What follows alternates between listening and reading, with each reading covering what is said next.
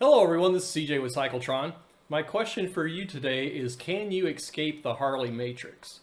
And by that I mean, can you enjoy riding a Harley Davidson motorcycle without ever setting foot into a Harley dealership ever again? From your comments to my videos and my own experiences, I can say categorically that most Harley Davidson dealerships completely suck.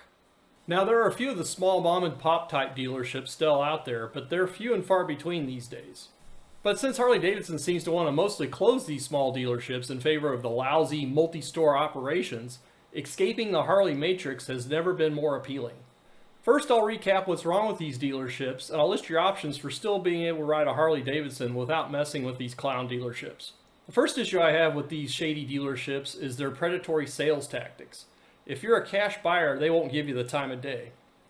They want a person with poor to marginal credit that they can jam with high interest rate payments for 8 years or even more because they are, quote, doing them a favor in financing a motorcycle purchase that no one else will provide to them.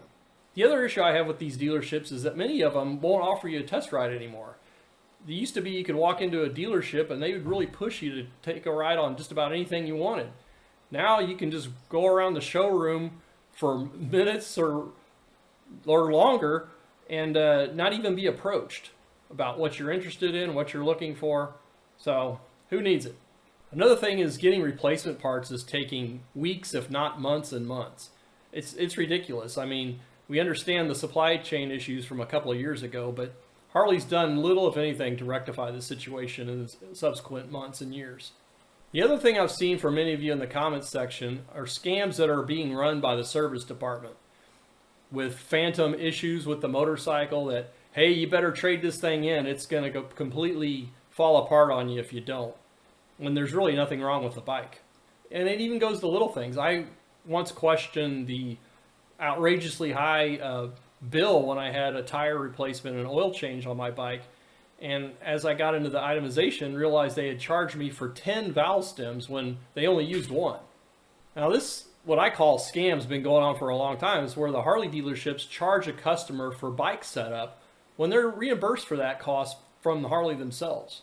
Now I've done a number of videos on this topic, but Harley dealerships as well as Harley corporate themselves are adding surcharges in excess of the MSRP on the bike. Why not just have full disclosure and adjust the MSRP? But this sets up a game of free-for-all where the dealers will just ram all these extra charges that won't hold up in the resale price of the bike as soon as you walk out the door. Finally, I'd say that the lack of a true entry-level motorcycle from Harley being offered for sale in the US, since they got rid of the air-cooled Sportster models, is a good reason to get a different brand for a starting bike. Okay, I could go on, but let's look at possible solutions to the dilemma of liking to ride Harleys without wanting to mess with their shady dealerships. The first solution, I've heard many of you that have implemented this, is to get an older Harley model. Many riders still swear by the Evo models in terms of reliability and the ability to get any part from the aftermarket suppliers. Also, the twin cam models can be quite reliable once you've addressed the plastic cam tensioner issue.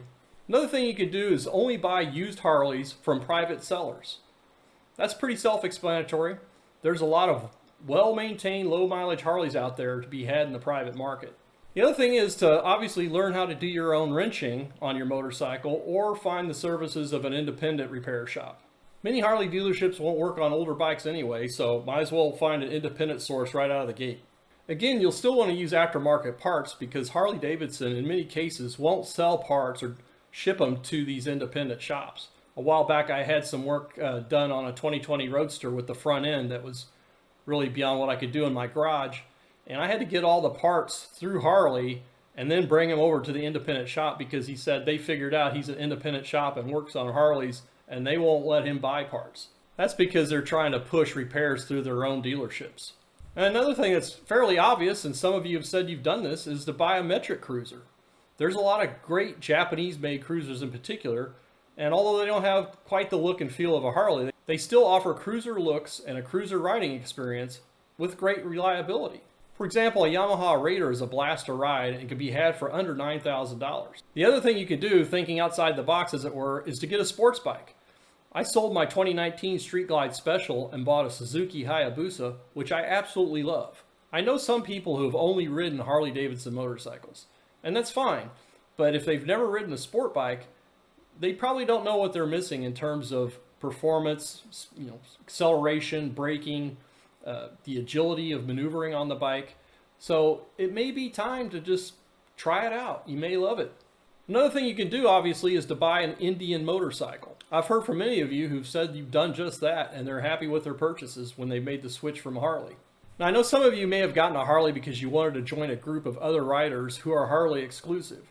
I'd say that if others won't accept you in their riding group because of the type of motorcycle you ride, it's probably time to find a different riding group or to start riding solo. Another reason why some people want to get out of the Harley Matrix is the company is now run by what many people consider to be a social, environmental justice warrior from Europe. Plus, their current board of directors is no different, with their short-term focus on corporate profits, which makes Harley's future pretty dim. So yes, there is life outside the corporate and mega dealer-driven Harley Matrix. You only have to wake up. So if you enjoyed this content, please hit those like, subscribe, and notification bells, and please stay tuned for future videos. Thanks very much.